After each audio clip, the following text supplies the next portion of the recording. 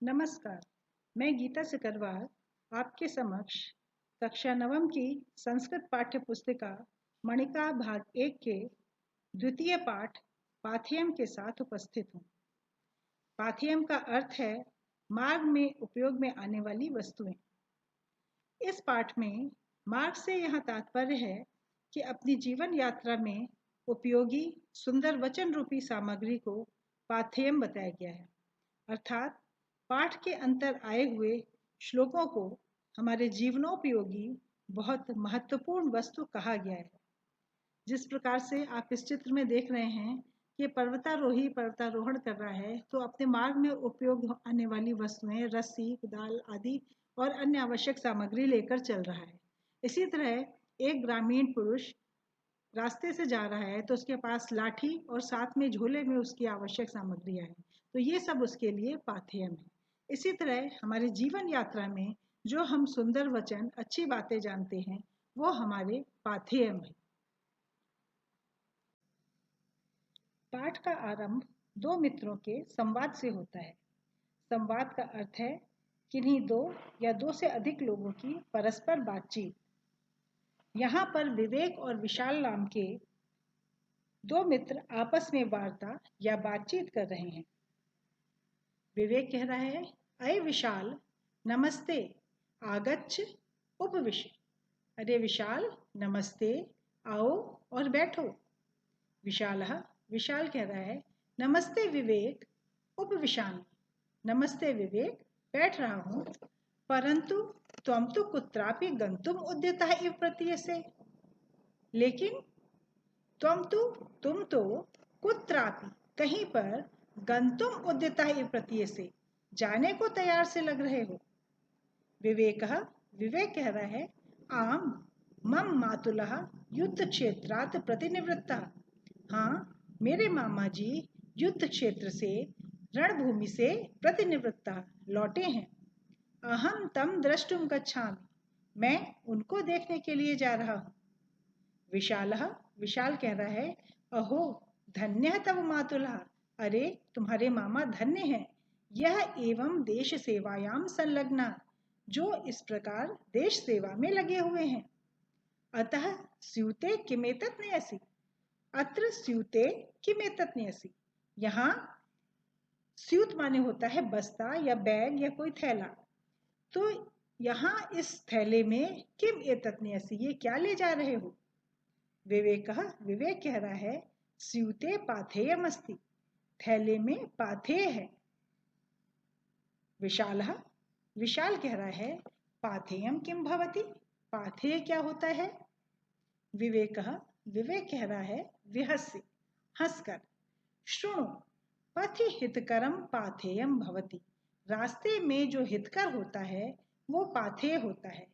अतः स्यूते कानिचित फलानि अथ च ज्ञानवर्धनाय द्वित्राणि पुस्तकानि अपि सन्ति। अतः स्यूते, इसलिए इस थैले में या इस बस्ते में, कानिचित फलानि, कुछ फल, और ज्ञानवर्धनाय, ज्ञानवर्धन के लिए, द्वित्राणि पुस्तकानि अपि सन्ति, 2-3 पुस्तकें भी हैं। विशाल कह रहा है, इदानीं ज्ञातम, अब ज्ञात हुआ। अतएव अस्माकं मणिका पाठ्यपुस्तके पाथेयम इति पाठे सुभाषितानि सन्ति। अतएव इसलिए अस्माकं मणिका पाठ्यपुस्तके, हमारी मणिका पाठ्यपुस्तक में, पाथेयम इति पाठे, पाथेय नाम के पाठ में, सुभाषितानि सन्ति, सुभाषित हैं। सुभाषितानि से तात्पर्य है अच्छी बातें, जीवनोपयोगी अच्छी बातें। विवेक कह रहा है, ननु सुभाषितानि एव अस्माकं जीवने मार्गदर्शनम कुर्वन्ति, निश्चित ही सुभाषित ही हमारे जीवन में मार्गदर्शन करते हैं, हमारे जीवन को सही ढंग से जीने का रास्ता बताते हैं। विशालः शुभाय भवतु ते पाथेयम, तुम्हारा पाथेय शुभाय मंगलकारी हो। अब हम पाठ 2 पाथेयम के श्लोकों का अध्ययन करेंगे, उनके अर्थ को जानेंगे। पृथिव्याम त्रीणि रत्नानि जलम अन्नम सुभाषितम मूढ़ैः पाषाण खंडेषु रत्न संज्ञा विधीयते। अर्थात पृथ्वी में 3 रत्न हैं। पृथिव्याम, पृथ्वी में, इस धरती पर 3 ही प्रमुख रत्न हैं। कौन से? जलम, अन्नम, सुभाषितम। जलम माने जल, जो हमारे पीने के काम में आता है। अन्नम, अनाज, जो हमें हमारा भोजन है, इसको खा के हमारे शरीर का पोषण होता है। और सुभाषितानी, और अच्छी बातें जो हमें सही ढंग से जीवन जीने का रास्ता बताती हैं। तो पृथ्वी पर 3 ही प्रकार के रत्न हैं, जल, अन्न और सुभाषित। मूढ़ै पाषाण खंडेषु रत्न संज्ञा विधीयते। मूढ़ै मीन्स मूर्ख लोगों के द्वारा, पाषाण खंडेषु पत्थरों के टुकड़ों को रत्न की संज्ञा दी जाती है। ये हीरा, नीलम, पन्ना, माणिक, पुखराज, ये सब क्या है? एक विविध प्रकार के रत्न हैं और जो अलग अलग किस्म के पत्थर हैं। तो इन पत्थरों को रत्न कहा जाता है। तो बताया गया है कि मूर्ख लोगों के द्वारा ही इन पत्थरों के टुकड़ों को रत्न की संज्ञा दी जाती है, जबकि पृथ्वी के 3 प्रमुख रत्न हैं, जल, अन्न और सुभाषित। अब हम द्वितीय श्लोक को पढ़ेंगे। कल्पद्रुमः कल्पितम एव सूते सा कामधुक् कामितम एव दोग्धि चिंतामणिश् चिंतितम एव दत्ते सताम ही संगः सकलम प्रसूयते। ऐसी कल्पना की जाती है कि स्वर्ग में कल्प वृक्ष, कामधेनु, चिंतामणि, ये सब हैं। तो उसी के आधार पर ये श्लोक लिखा है कि कल्प वृक्ष स्वर्ग में पाया जाने वाला एक पेड़ है जो कल्पना करने वाले को ही देता है, अर्थात कल्पना करने वाले की इच्छा की पूर्ति करता है। कामधेनु कामना करने वाले को ही दुग्ध देती है। कामधेनु जो गाय है, जो इच्छा पूर्ति करने वाली गौ माता है, वो कामितम एव, जो व्यक्ति कामना करता है उसी की इच्छाओं की पूर्ति करती है, उसी को दूध देती है। चिंतामणि चिंतितम एव दत्ते, और चिंतामणि नाम की जो मणि है वो चिंतन करने वाले को ही इच्छित फल देती है। जो चिंतन करता है उसी को ही वो चिंतामणि इच्छित फल देती है। किंतु सताम ही संगाह सकलम प्रसूयते, किंतु सज्जनों की जो संगति है बिना मांगे ही सब कुछ देती है। सकलम माने सब कुछ, प्रसूते माने देती है। सज्जनों का साथ, जो लोग सज्जनों का साथ करते हैं, बिना मांगे ही उन्हें सब कुछ अच्छा मिलता है। तो सताम ही संगा सकलम प्रसूयते, सज्जनों का साथ सब कुछ देने वाला होता है।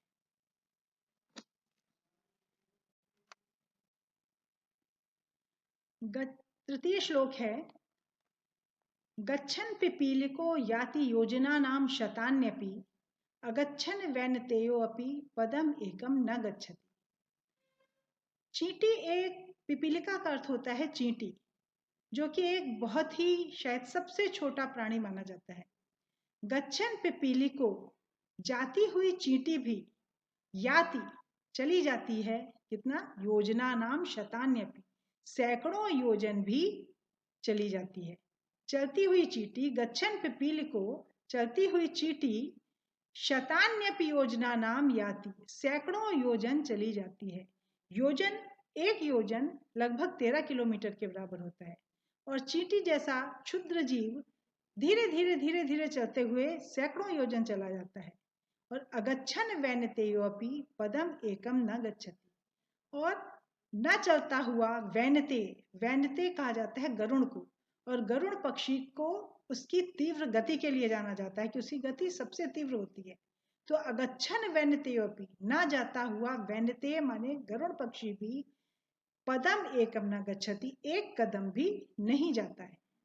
यहाँ पर श्लोक का तात्पर्य यह है कि अगर आपके पास शक्तियां हैं और आप उन शक्तियों का प्रयोग नहीं करेंगे तो आप निर्विकार बैठे रहेंगे, आप कोई प्रगति नहीं करेंगे।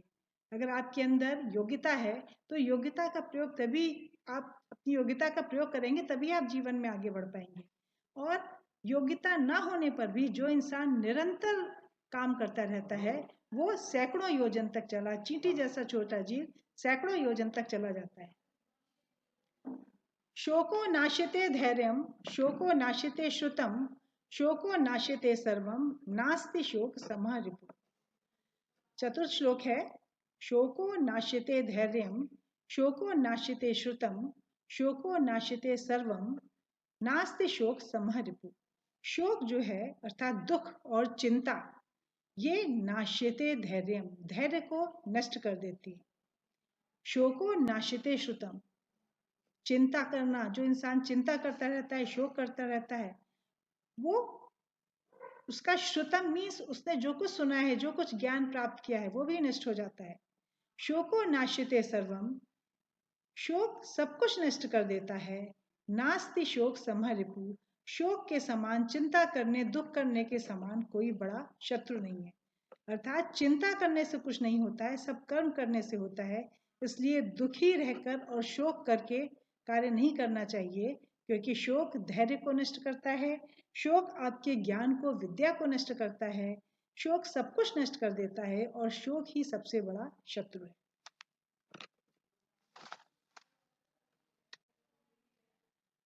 गौरवं प्राप्यते दानात् न तो वित्तस्य संचयात् स्थितिरुच्चैः पयोधानां पयोधीनां अधः स्थिति।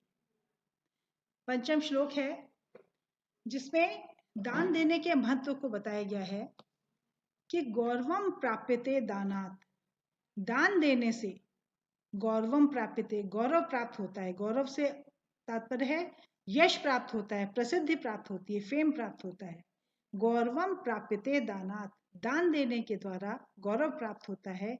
न तो वित्तस्य संचयात्, वित्त का अर्थ होता है धन, धन का संचय करने से नहीं, धन का संचय करने माने अर्थात धन को एकत्रित करने से गौरव प्राप्त नहीं होता है, बल्कि दान करने से गौरव प्राप्त होता है। स्थिति उच्चैः पयोधानां पयोधीनां अधा स्थिति, जिस तरह से पयोदा नाम अर्थात बादलों की स्थिति उच्चैः, स्थिति ऊंची होती है। बादलों की स्थिति ऊंची होती है, क्यों होती है? क्योंकि बादल जल वर्षा करके दूसरों को जल देते हैं, दान करते हैं, जल का दान करते हैं, अतः बादलों को इस ऊपर स्थान मिला है, उनकी स्थिति ऊंची है। और पयोधी नाम अधा स्थिति, और पयोधी नाम कहा जाता है समुद्र को, पयोधी में समुद्र, पयोधी नाम समुद्र की स्थिति अधा नीचे रखी गई है, नीचे है हमेशा, समुद्र हमेशा नीचे होते हैं। क्यों? क्योंकि समुद्र केवल जल का संचय करते हैं, समुद्र का जल किसी भी काम में नहीं आता है, इंसान उस जल को पी भी नहीं सकता है। तो पयोदा नाम स्थिति उच्चई, बादलों की स्थिति ऊंची है और समुद्र की स्थिति नीची है, क्योंकि बादलों में दान करने की प्रवृत्ति होती है और समुद्र में संचय की प्रवृत्ति होती है।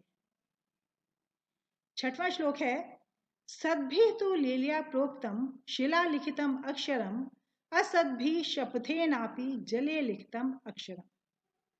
सद्भि, सत पुरुष होते हैं सज्जन पुरुष, सद्भि अर्थात सज्जन पुरुषों के द्वारा, लीलिया, लीलिया मीन्स खेल खेल में या अनायास ही, प्रोक्तम बोला गया अक्षर, शिला लिखितम पत्थर पे लिखे हुए अक्षर के समान हो जाता है। पत्थर पे लिखे से तात्पर्य ये नहीं है कि पत्थर पे चौक से लिख दिया, मतलब पत्थर पे खुदे हुए अक्षर के समान हो जाता है, जिसको कोई मिटा नहीं सकता। सद्भि लीलिया प्रोक्तम, सज्जन लोगों के द्वारा अनायास ही, खेल खेल में भी बोला गया अक्षर, शिला लिखितम पत्थर पे लिखे अक्षर के समान हो जाता है। अर्थात वो जो अनायास भी बोल देते हैं उसको पूरा जरूर करते हैं। असद्भि शपथेनापि जले लिखितम अक्षरम, और असद्भि मीन्स दुष्ट लोगों के द्वारा, जो असज्जन लोग हैं उनके द्वारा, शपथेन अपि, शपथेन अपि मीन्स कसम खा के, शपथ लेके कही गई बात भी, जले लिखितम अक्षरम, जल में, पानी में, लिखितम माने लिखे हुए अक्षर के समान होती है। अगर आप जल में कोई अक्षर लिखें वो तुरंत ही भाव के साथ मिट जाता है, बिगड़ जाता है। उसी तरह सज्जनों की बात भी, भले ही वो उस बात को कसम लेकर कहें तो भी जल में लिखे हुए अक्षर के समान वो तुरंत अपनी बात को भूल जाते हैं।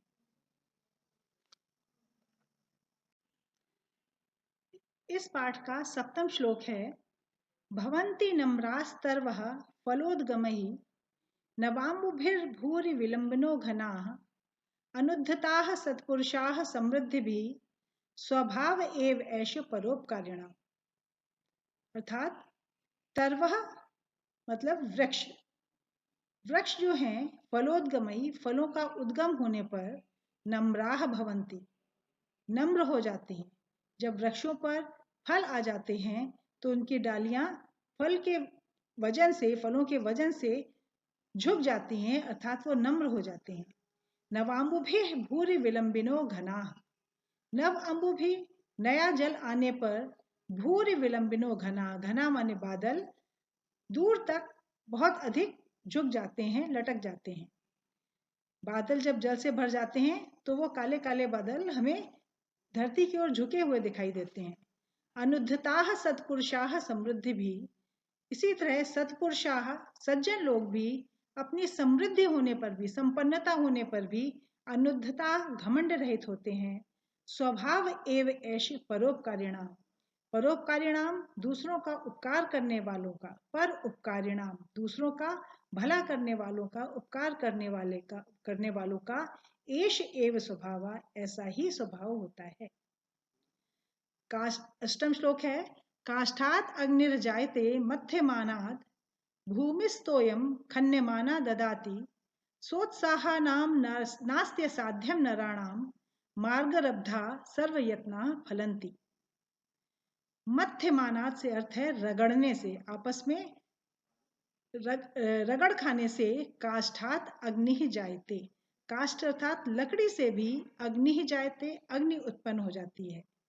भूमि तोयम खन्यमाना ददाति, भूमि को खन्यमाना निरंतर खोदने से जल निकलता है, भूमि को निरंतर खोदे जाने से जल निकलता है। सोत्साहानाम नराणाम नास्त्य साध्यम, उत्साह से युक्त लोगों के लिए, उत्साह से युक्त नराणाम मनुष्यों के लिए ना अस्त्य साध्यम, कुछ भी असाध्य नहीं है। मार्गरब्धा सर्वयत्ना फलंती, रास्ते में आरंभ किए गए उनके सभी प्रयत्न फलदायक होते हैं।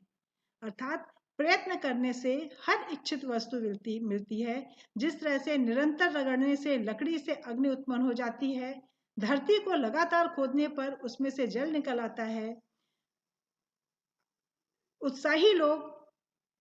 उत्साही मनुष्य असाध्य कार्य को भी साध्य बना देते हैं, क्योंकि मार्ग में आरंभ किए गए सर्वयत्ना फलंती, रास्ते में आरंभ किए गए सभी प्रयत्न फलदायक होते हैं। वयम इह परितुष्टाः वल्कलैः त्वं दुकूलैः समम इह परितोषो निर्विशेषो विशेषः स तु भवति दरिद्रो यस्य तृष्णा विशाला मनसि च परितुष्टे को अर्थवान को दरिद्र। इस पाठ का 9वां श्लोक है। एक तपस्वी कह रहा है कि वयम इह परितुष्टा वल्कलैः, वयम माने हम, इह माने यहाँ पर, वल्कलैः परितुष्टा, वल्कल में, वल्कल कहा जाता है पेड़ की छाल में, पेड़ की छाल पहनते हैं जो तपस्वी लोग, उसको वल्कल वस्त्र कहा जाता है। तो वयम इह परितुष्टा वल्कलैः, यहाँ पर हम वल्कल वस्त्र में परितुष्टा माने संतुष्ट हैं। तुम दुकूलैः, और तुम दुकूलैः माने रेशमी वस्त्रों में संतुष्ट हो। सम इह परितोषो निर्विशेषो विशेषा, यहाँ पर हम दोनों का ही संतोष है, जो परितोष है समान है, दोनों के संतोष में कोई विशेष नहीं है। मैं वल्कल वस्त्र में संतुष्ट हूँ और आप रेशमी वस्त्रों में संतुष्ट हैं। स तो भवति दरिद्रो यस्य तृष्णा विशाला, दरिद्र तो वह व्यक्ति होता है जिसकी तृष्णा विशाला, जिसकी लालसा, जिसकी इच्छा बहुत विशाल होती है। मनसि च परितुष्टे को अर्थवान को दरिद्रा, भला मन के संतुष्ट होने पर भला कौन धनवान है और कौन दरिद्र है, कौन धनवान और कौन गरीब है। अगर मन में संतोष है तो गरीब व्यक्ति भी मन में संतुष्ट है और धनवान व्यक्ति भी मन में संतुष्ट है, तो दोनों के संतोष के स्तर में कोई अंतर नहीं है। केवल वही व्यक्ति दरिद्र है जिसकी तृष्णा विशाल है, जिसकी लालसा बहुत ज्यादा विशाल है, वो कभी संतुष्ट ही नहीं होता है। तो यहाँ पर संतोष के बारे में बताया गया है कि अगर आप संतुष्ट हैं तो आप चाहे गरीब हैं चाहे धनवान हैं, संतोष ही सबसे बड़ा सुख है। और अपनी लालसाओं को सीमित रखना चाहिए और संतुष्ट रहना चाहिए, तभी इंसान सुखी रह सकता है। ऐश्वर्यस्य विभूषणम सुजनता शौर्यस्य वाक् संयमो ज्ञानोपशमः कुलस्य विनयो वित्तस्य पात्रे व्ययः अक्रोधस्य तपसः क्षमा बलवतां निर्धर्मस्य निर्व्याजता सर्वेषामपि सर्वकारणम् इदं शीलं परम भूषणम्। ऐश्वर्यस्य विभूषणम सुजनता, ऐश्वर्य का अर्थात वैभवशाली व्यक्ति का विभूषण क्या है? सुजनता, सज्जनता। कोई धन धान्य से संपन्न व्यक्ति है तो उस सज्जनता ही उसका सबसे बड़ा आभूषण है। शौर्य से वाक संयमा, जो शूरवीर है, जो पराक्रमी व्यक्ति है, जो बलशाली व्यक्ति है, उसका वाणी पर संयम होना ही उसका सबसे बड़ा आभूषण है। ज्ञानस्य उपशमः, ज्ञान का आभूषण धैर्य धारण करना है। और कुलस्य विनयः, अच्छे कुल के होने का आभूषण क्या है? विनम्र होना, विनीत होना। वित्तस्य पात्रे व्ययः, धन का आभूषण क्या है? पात्रे व्यय, योग्य पात्र पर व्यय करना, खर्च करना। अगर आप किसी को धन दान दे रहे हैं तो अगर आप किसी धनवान व्यक्ति को दान देंगे तो निरर्थक है, क्योंकि उसके लिए उस धन का कोई मूल्य नहीं है, वो स्वयं ही धनवान है। लेकिन वही धन अगर आप किसी निर्धन व्यक्ति को, जिसे उस धन की बहुत आवश्यकता है, उसको देंगे तो वो धन उसके लिए बहुत लाभकारी है। तो वित्त से, वित्त का आभूषण क्या है? पात्रे व्यय, उचित व्यक्ति पर व्यय करना। अक्रोधस तपसः, अक्रोध का आभूषण, तपस्या का आभूषण अक्रोध है। तपसः माने तपस्या का आभूषण, अक्रोध अर्थात क्रोध न करना है। और बलवताम क्षमा, बलवान व्यक्ति का आभूषण क्षमाशीलता है, क्षम्य भाव रखना है, क्षमाशीलता रखना है। और धर्मस्य निर्व्याजता, और धर्म का आभूषण निष्कपटता है, निष्कपट होना है। सर्वेषाम अपि इदम सर्व कारणम इदम शीलम परम भूषणम, सर्वेषाम अपि, इन सब का ही, सर्व कारणम इदम, सबसे बड़ा कारण क्या है? शीलम परम भूषणम। शील मीन्स अच्छा स्वभाव ही सबसे अच्छा आभूषण है। सर्वेषाम अपि सर्व कारणम इदम, इन सब का भी सबसे बड़ा कारण, शीलम माने सच, अच्छा स्वभाव ही, परम भूषणम सबसे बड़ा आभूषण है।